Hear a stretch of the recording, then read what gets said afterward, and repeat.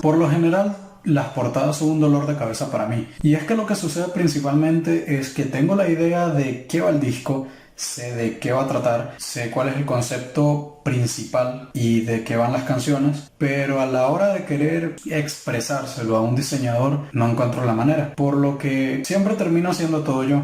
Realmente no logran plasmar lo que yo quiero porque yo no lo sé expresar en realidad. Pero esta vez sucedió algo peculiar. Estaba saliendo del trabajo, iba de camino a visitar a mis padres y justo al frente de mi trabajo quedaba una iglesia con la cruz de la parte superior torcida. Yo llevaba una manzana en el bolso y se me ocurrió sacar la manzana, meter la mano con la manzana entre los barrotes de la puerta de afuera de la iglesia y con mi teléfono tomar la foto. En ese momento se la mandé a mi amiga Scar, que por cierto aprovecho de mandarle saludos y de agradecerle públicamente porque de no ser por ella esta portada no existiría, y le dije la idea que tenía y ella, no sé cómo, la verdad es que no entiendo cómo, comprendió lo que le dije y salió esta portada que hoy tenemos. La portada tiene un significado que también es el significado del álbum Rotten Dreams, Sueños Podridos. El significado del álbum es de una pesadilla, de un mal viaje, como le dicen en otro ámbito, y cada elemento de la portada tiene que ver con ello.